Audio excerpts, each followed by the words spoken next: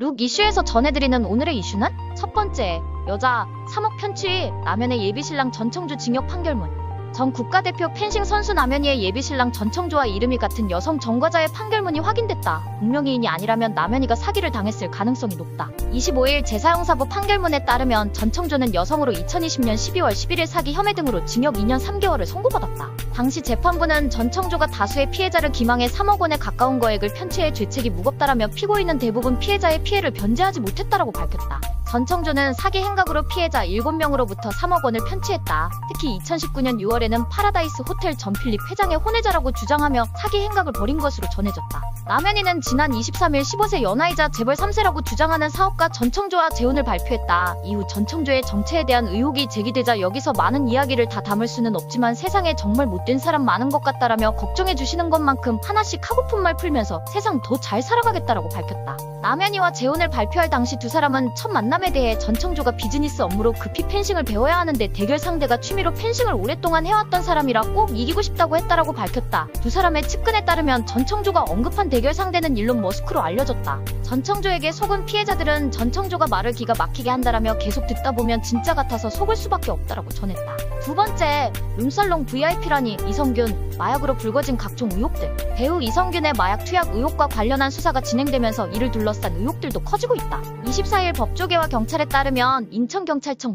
마약범죄수사계는 이성균의 마약 투약 의혹과 관련한 조사를 진행하는 가운데 관련 인물들의 수사 시작점이 서울 강남의 한 회원제 룸살롱으로 드러났다. 경찰은 이성균을 피해자로 입건했을 뿐 아니라 남양유업 창업주의 외손녀 황하나 씨, 가수 연습생 출신 한서희 씨를 비롯해 한때 한 씨와 가까운 사이로 알려진 작곡가 정다은 씨에 대해서도 내사를 진행 중인 것으로 알려졌다. 이성균은 올해 초부터 유흥업소 실장 A씨의 서울 자택에서 대마초 등 여러 종류의 마약을 여러 차례 투약한 혐의를 받는 것으로 알려졌다. 이성균에게 적용된 죄명은 마약류관리법 위반이다. 경찰은 이성균이 투약한 마약의 종류와 투약 횟수 등을 파악하기 위해 조만간 그를 상대로 시약 검사를 시행할 것으로 알려졌다. 이성균의 마약 투약 의혹은 서울 강남의 이른바 회원제 룸살롱에 대한 첩보 확인 과정에서 확인된 것으로 드러났다. 경찰은 지난달 중순 제보자를 통해 서울 강남 유흥주점에서 마약이 유통됐다라는 첩보를 입수했고 수사를 진행하는 과정에서 이성균과 관련한 단서를 확보한 것으로 알려졌다. 특히 이성균이 드나든 것으로 알려진 유흥업소는 고소득층을 대상으로 운영되는 회원제 룸살롱으로 확인됐다. 유명 운동선수나 연예인, 재계 고위층 인사들이 주 고객이며 3, 4인 기준 술상 비용만 800만 원에서 1000만 원 수준으로 알려졌다.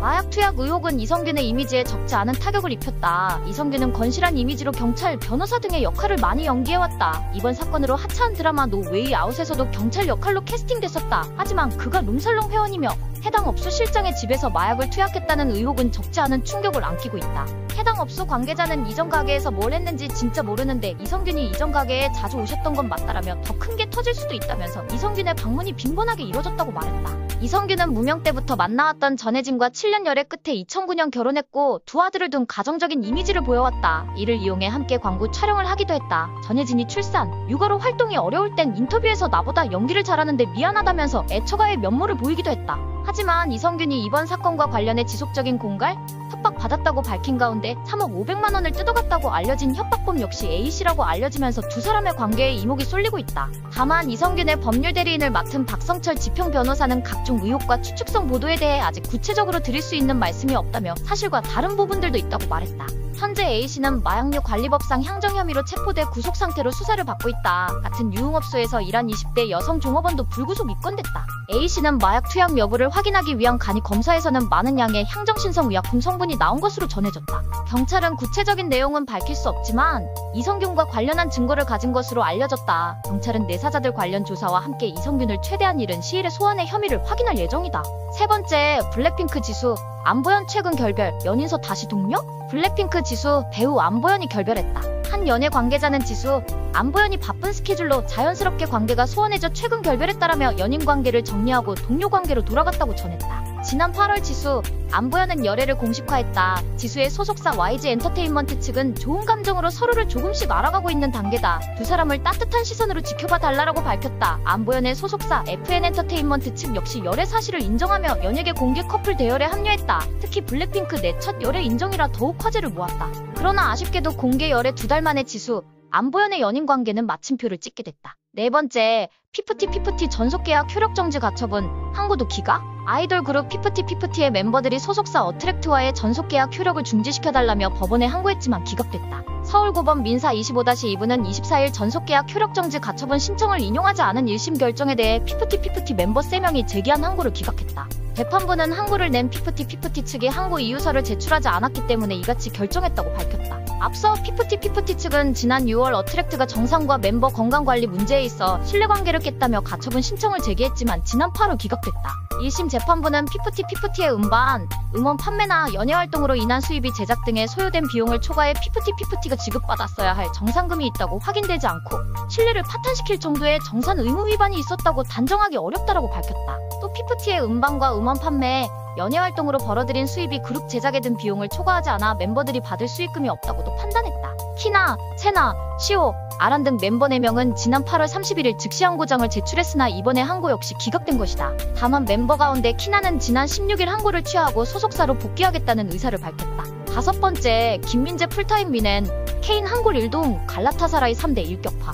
독일 분데스리가 최강팀 바이에른 미넨이 한 골 1도움을 기록한 해리 케인의 활약을 앞세워 챔피언스리그 3연승을 달렸다. 또 김민재는 풀타임 활약했다. 미넨은 25일 튀르키예 이스탄불에 위치한 네프 스타디움에서 갈라타사라이와 2023-24 시즌 유럽 축구 연맹 챔피언스리그 조별리그 A조 3차전을 가졌다. 이날 미넨은 케인이 한 골 1도움을 기록한 끝에 3대1로 승리했다. 또 김민재는 선발 출전에 풀타임 활약하며 수비진을 이끌었다. 이로써 미넨은 이번 챔피언스리그 조별리그 3경기에서 3승으로 승점 9점을 획득했다. 승점 4점으로 2위인 갈라타사라이와는 큰 격차. 미넨은 전반 45분 내내 홈팀 갈라타사라이의 강력한 전방 압박에 고전했다. 전반 8분 선제골을 터뜨렸으나 30분에 동점골을 내준 것. 이에 미넨은 전반을 1대1로 마쳤다. 비록 갈라타사라이 원정 경기이긴 하나 분데스리가에서는 경험해보지 못한 상대팀의 전방 압박. 이후 미넨은 후반에도 갈라타사라이를 압도하지 못했고 7점 위기를 내주기도 했다. 하지만 미넨에게는 케인이 있었다. 케인은 후반 28분 오른쪽에서 올라온 패스를 힐킥으로 시도한 것이 수비수 맞고 나오자 다시 오른발로 밀어넣어 골을 성공시켰다. 바이에른 미넨의 2대1 리드.